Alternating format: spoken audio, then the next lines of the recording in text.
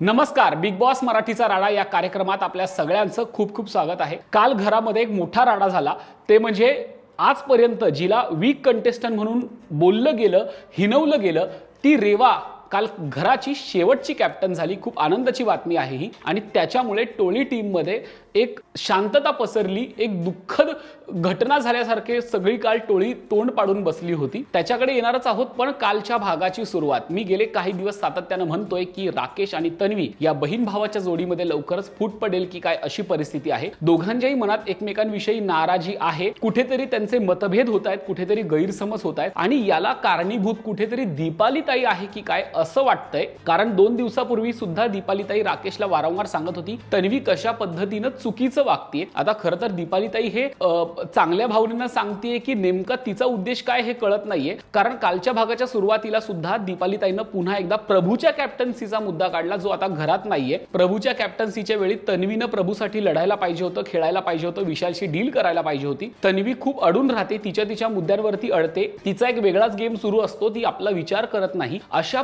पद्धतीचं ती राकेश सोबत कन्व्हर्सेशन करते, ज्याच्यावर राकेश देखील दुसरा देतो की हा बरोबर आहे, ती तशीच आहे, ती काही मुद्दे सोडत नाही वगैरे। मला असं वाटतं कुठेतरी आता तन्वी आणि राकेश हे दोघेच काटा टीम मध्ये खूप स्ट्रॉंग आहेत, आणि या दोघांना फोडण्याचा प्रयत्न होतोय की काय दीपालीताईकडून असं वाटतंय आता। कारण की दीपालीताई सातत्याने राकेश सोबत याच पद्धतीच्या चर्चा करतेय, पण अद्यापही राकेश आणि तन्वी एकत्र आहेत। पुढे कदाचित ते वेगळे होऊ शकतात। आता त्याला कारण काय मिळतंय हे लवकरच कळेल, पण तसे चान्सेस खूप आहे ते दोघेही जण वेगळं होण्याचे।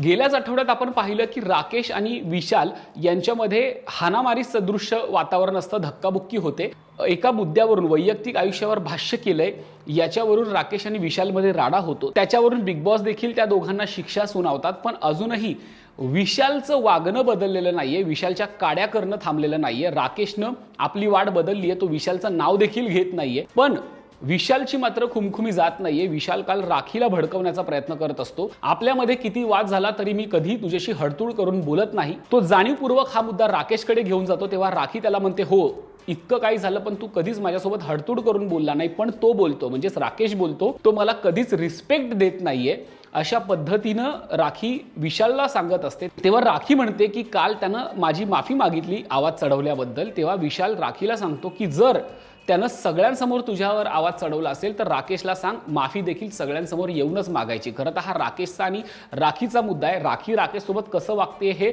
सबंध महाराष्ट्राला माहिती आहे, ते घरातल्या सदस्यांना देखील माहिती आहे, पण कुठेतरी राकेशला खाली दाखवण्याचा प्रयत्न विशाल करतोय, आणि म्हणून तो जाणीवपूर्वक राखीला सांगतो की राकेशला सगळ्यांसमोर माफी मागायला सांग। एवढं करून थांबत नाही तर आता विशालच्या लक्षात आलंय की आपल्या टीममध्ये 3 जण आहेत आणि काटा टीममध्ये 4 जण आहेत। कॅप्टन्सी आपल्याकडे हवी असेल तर कुणाला तरी फोडावं लागेल, म्हणून तो रेवा कडे जातो आणि रेवाला फितवण्याचा प्रयत्न करतो, तिला गळाला लावण्याचा प्रयत्न करतो। तो रेवाला सांगतो जर तुम्ही तिघींनी मिळून ठरवलं तर तुम्ही अनुश्रीला बात करू शकता, पण पुन्हा मग तुम्ही कुणालाच बात करणार, आपापसातच कुणाला तरी बात करावं लागेल। त्यापेक्षा एक तू काम कर, तू अनुश्रीशी हात मिळवणी कर आणि तुझ्याच टीम मधल्या दीपाली आणि तन्वीला बाहेर काढून टाक, म्हणजे फायनल मध्ये तू आणि अनुश्री असे उराल आणि तुला कॅप्टन्सीकडे जाता येईल। पण रेवा बोलते मी माझ्या डोक्याने खेळेल, मला काय करायचंय ते माझ्या इथे आहे।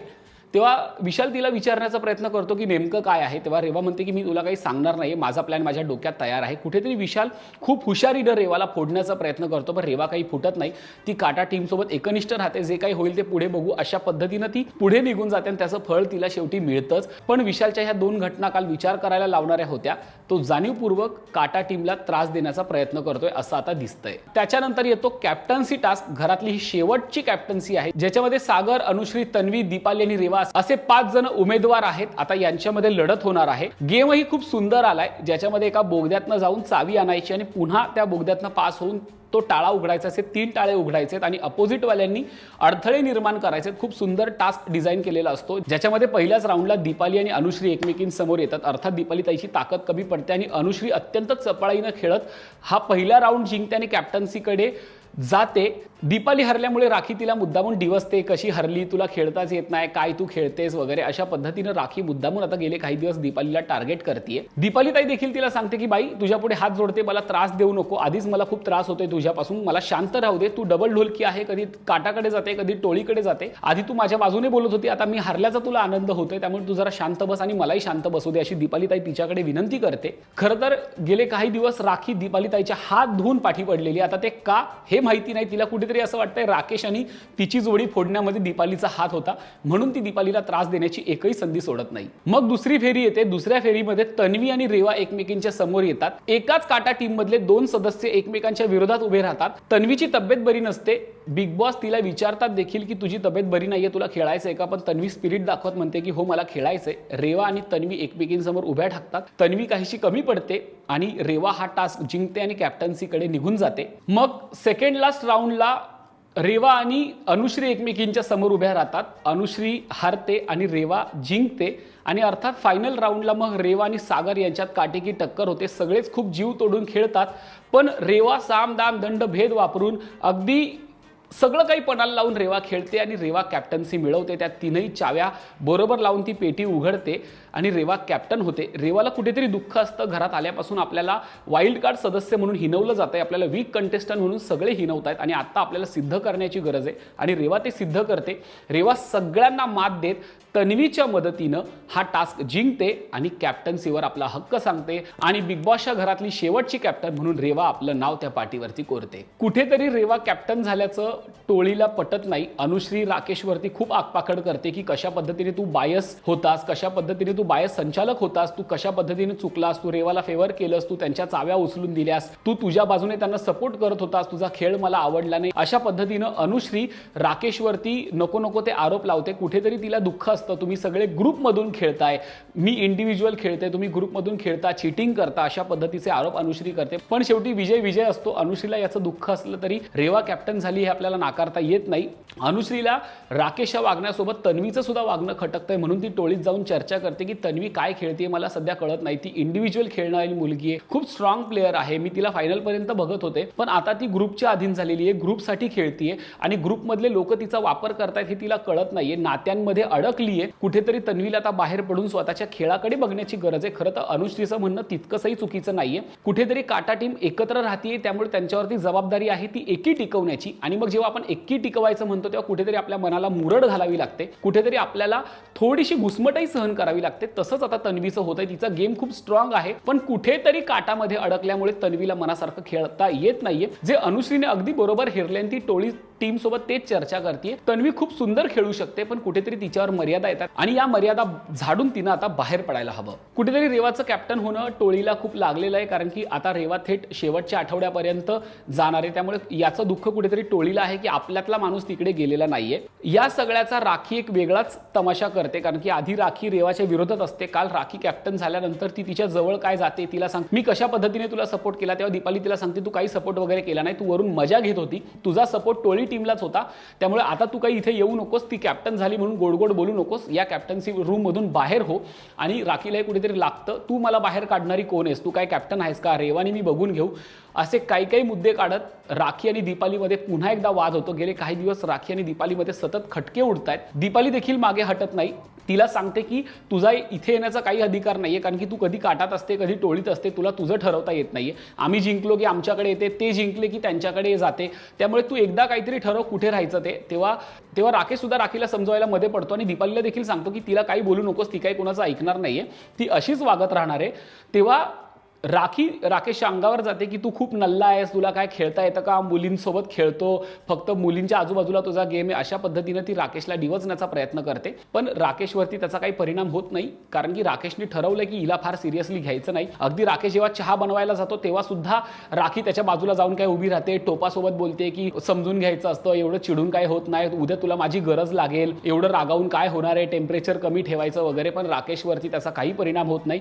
राकेशला आता चांगलं कळून चुकलं की राखी सावंत काय आहे, कशा पद्धतीने ती चीटिंग करू शकते, कशा पद्धतीने ती प्रेमाचं नाटक करू शकते, कशा पद्धतीने ती मैत्रीचं नाटक करू शकते आणि कशा पद्धतीने इकडच्या गोष्टी तिकडे करू शकते, याची आता राकेश आणि दीपालीला चांगली जाणीव झालेली आहे. त्यामुळे त्यांनी काल काही तिला सिरियसली घेतलं नाही. आणि सगळ्यात महत्त्वाचं म्हणजे राखीला आता घरात कोणी सिरियसली घेत नाहीये. काल राखीनं अनुश्रीला जाऊन देखील हेच सांगितलं की तुला तन्वी फायनलिस्ट वाटते, हे सगळ्यांसमोर बोलायची काय गरज आहे, तिच्या तोंडावर जाऊन कशाला ऐकवलं, उगाच कशाला तिला मोठेपणा देते, कोण आहे ती एवढी, ती पण वीकच आहे वगैरे, असं राखी अनुश्रीला जाऊन सांगते. तर टोळी टीममध्ये जाऊन सुद्धा काटा टीमला कशा पद्धतीने हरवता येईल, कशा पद्धतीने चीटिंग करता येईल असे अनेक कानमंत्र, अशा अनेक काड्या घालण्याचा प्रयत्न राखी करत होती. पण राखीच्या बोलण्याचा ना टोळीवर परिणाम होतोय ना काटावर परिणाम होतोय. सगळ्यांना कळून चुकलंय राखी सावंत कशी आहे, ती किती गेमर आहे. त्यामुळे आता घरात तिला कुणीही किंमत देत नाहीये, घरात तिला कुणी सिरियसली घेत नाहीये. कदाचित येत्या काळात याच्यामुळे राखीचाच गेम फ्लॉप होऊ शकतो किंवा स्वतःचा गेम स्ट्रॉंग करण्यासाठी राखीला आता आरडाओरड, भांडाभांड, फाडतूड, मारझोड अशा पद्धतीचा जो कांगावा करण्याची तिची स्टाईल आहे त्या स्टाईलचा पुन्हा एकदा तिला वापर करावा लागू शकतो. कारण की घरामध्ये राखीचा जो काड्या लावण्याचा पॅटर्न होता तो आता फेल गेलेला आहे. काल घरात सगळ्यात खटकणारी एक गोष्ट घडली ती म्हणजे भागाच्या शेवटी रेवा कॅप्टन झाल्यानंतर सगळ्यांना जबाबदाऱ्या वाटत होती, ड्युटीज वाटत होती, कुणाकडे काय आहे कुणाकडे काय नाहीये हे तपासत होती. तेव्हा तिच्या लक्षात आलं किचनमध्ये खूप भांडी पडलेली आहेत. तेव्हा ती अनुश्रीकडे जाते आणि सांगते की भांड्याची ड्युटी तुझी आहे तर भांडी घास. तेव्हा अनुश्री बोलते की ती विशालची ड्युटी होती, आमच्यात काही साटलोटं झालं होतं बाथरूम आणि भांड्याच्या ड्युटीवरून, तर ती सांगते की तुम्ही आपापसात मिटवा आणि ती भांडी घासून घ्या. तन्वीनं विशालला असं सांगितलेलं असतं की रात्री तुला भांडी घासायची आहे, ज्याच्यामध्ये दुपार आणि रात्रीची भांडी एकत्र असतील. विशालने अनुश्रीला सांगितलं की रात्रीची भांडी घासायची आहे, जेणेकरून रात्रीची काय 4-2 भांडी असतील तेवढी घासून ठेव. या गैरसमजामुळे अनुश्री सांगते की मी भांडी घासणार नाही, मी माझ्या आयुष्यात माझ्या घरात कधी भांडी घासलेली नाहीयेत, मी बिग बॉसच्या घरात 80 दिवसात कधी भांड्याला हात लावलेला नाही, मला भांडी घासता येत नाही, त्यामुळे मी भांडी घासू शकत नाही असं थेट रेवाला सांगते. रेवा त्याच्यावरून विशालकडे जाते, तन्वीकडे जाते, न्यायनिवाडा करण्याचा प्रयत्न करते. शेवटी मध्यस्थी करून काही भांडी वाटून देते आणि अनुश्रीला सांगते की तुझ्या वाट्याला आलेली भांडी तू घास. तेव्हा अनुश्री सांगते की नाही मी कशी पण भांडी घासेन, मी घाणेरडी ठेवली तरी मला काही बोलायचं नाही, त्यात खरकट राहिलं तर मला काही बोलायचं नाही, मी कधी भांड्याला हातच लावलेला नाहीये,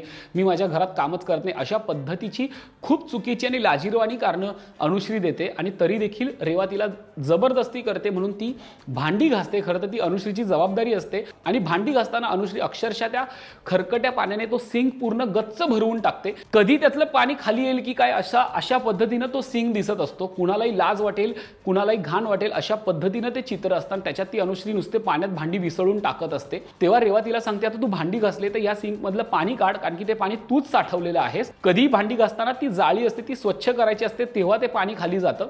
पण ती बोलते मला यातलं काही माहिती नाही, आता दुसरा कोणीतरी येईल ना भांडी घासायला त्याला सांगते साफ करायला. भांडी तू घासली तर मग बाकीच्या माणसांनी येऊन ते का साफ करावं? तुला एवढं बेसिक नॉलेज पाहिजे जर भांडी घासताना तर त्यातलं जे अन्न पदार्थ आहेत ते जर अडकले तर पाणी कसं खाली जाणार? इतका बेसिक कॉमन सेन्स त्या मुलीला नाहीये. राकेश जेव्हा भांडी घासायला येतो तेव्हा ती राकेशला सांगते तू ते साफ कर, जो तर सगळं पाणी साठलेलं असतं. ती वारंवार हेच सांगते की मी माझ्या घरात काम करत नाही, मला असली कामं सांगू नका, मी काय नोकर आहे का? ही मुळात नोकरांची कामच नाहीये. जे आपण खाल्लंय ते स्वच्छ करायला आपल्याला लाज कसली वाटली पाहिजे? त्यामुळे अनुश्रीला फक्त डोक्यानंच खेळता येतं का? अनुश्रीला फक्त मेकअप करून टीव्ही पुढे बसता येतं का? अनुश्रीला फक्त स्वतःचा विचार करता येतो का? घराचा विचार करता येत नाही का? असा प्रश्न इथे पडतो. अनुश्रीला भांडी घासता येत नाहीत हा मुद्दा एक बाजूला आहे, पण घरासाठी ते घर आपलं आहे म्हणून ते स्वच्छ ठेवण्यासाठी काही प्रयत्न नको का करायला? इतका कॉमन सेन्स त्या मुलीला नाहीये. काल खूप लाजिरवाणी गोष्ट घडली. शेवटी विशालनं आणि तन्वीनं दोघांनी मिळून ते सगळं पाणी स्वच्छ केलं, ती भांडी बाजूला काढली, त्यातला सगळे अन्नपदार्थ बाहेर काढले आणि अनुश्री तिकडे जाऊन सांगते की मला काम करायचंच नव्हतं, मला जर जबरदस्तीने काम सांगितलं तर मी असंच करणार ना. म्हणजे इतक्या वाईट पद्धतीनं घरात राहतात. बिग बॉसच्या घरातला अस्वच्छतेचा मुद्दा अनेकांनी पुढे आणलेला आहे जे घराच्या बाहेर आलेले आहेत. जर असे स्पर्धक असतील तर का घर अस्वच्छ राहणार नाही? त्या घरामध्ये शिळं अन्न 8-8 दिवस फ्रीजमध्ये असतं, किचनवरती भांडी तशीच असतात, शिजवलेलं अन्न तिथे दिवस रात्र पडलेलं असतं आणि अशा घरात ही मंडळी सगळी वावरतात. त्यांना स्वतःच्या घराची काळजी नाहीये, त्यांना स्वच्छतेची काळजी नाहीये. मग कशा पद्धतीनं ते बिग बॉसचं घर सुंदर आणि चांगलं राहील? त्यामुळे कुठेतरी या घटनेचा आम्हाला निषेध करावासा वाटतो आणि अनुश्रीला सांगावंसं वाटतं की बाई घरी गेल्यानंतर स्वतःसाठी तरी निदान 4 भांडी घासण्याचा प्रयत्न कर, निदान आपण जे खातोय ते तरी स्वच्छ करून ठेवावं असं म्हणतात, तेवढं तरी कर.